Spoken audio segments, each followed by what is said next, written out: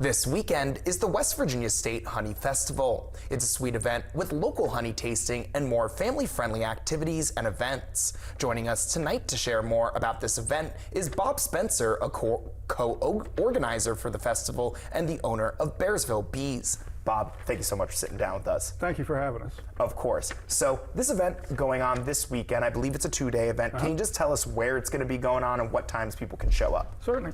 So the event is held at the City Park. It's going to be this Saturday and Sunday, 10 to 5. $5 admission, pay at the gate when you come in. I'm going to say it's going to be a little different this year since we're having the new building at the City Park. Right. Bill and Key at the Wood County Rec have done a phenomenal job of organizing and getting everything facilitated in the space that we're going to have.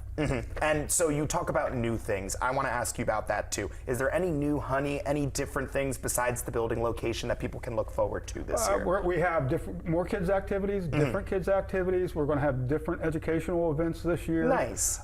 This is, for the last several years, the Honey Festival has been focused on honeybee education and the importance of honeybees for us.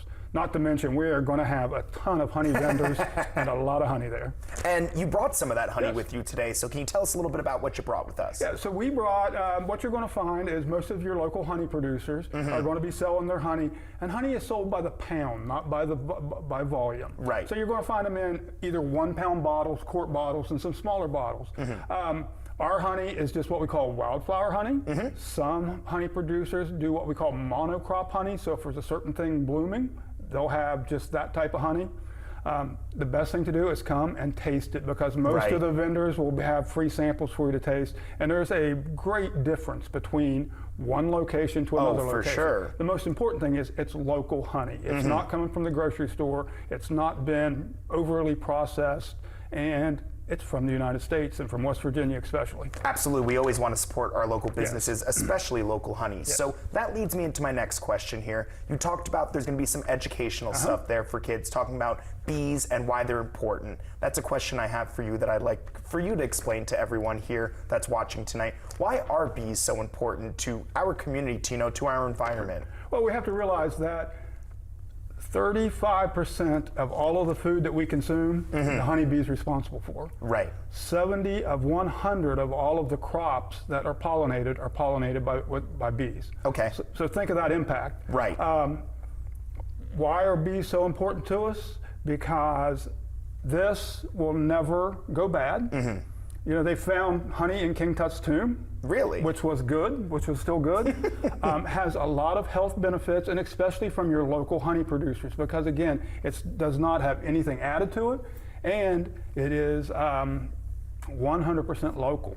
Right. And so now I want to ask you too, before I let you go here, is there any more information that you'd like to share with us about the event, maybe anything that I wasn't able to touch on with you? Yes, certainly. So for the kids, we have a great kids activity. We have the trail cards activity. The kids can come in, they can register for free. They'll get a little card, they go around to the different stations and they get stamped, and they'll win a prize if they go to all the stations. That sounds fun. We're going to have Charlie there. Charlie's going to do the bee beard, which is always a phenomenal thing. And Shanda King, our state apiarist, will be there, and she will be doing actually in-hive demonstrations. So she's going to have a beehive.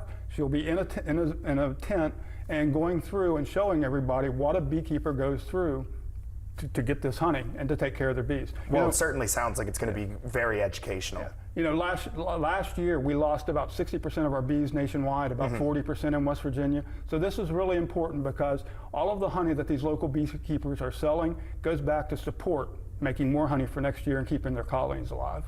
Absolutely. Well, Bob, thank you so much for sitting down with us and sharing about this sweet event. It sounds like it's going to be a great time this weekend. Thank you. Of course. When we return Mid-Ohio Valley, Jason will have one last look at your forecast. Stay with us.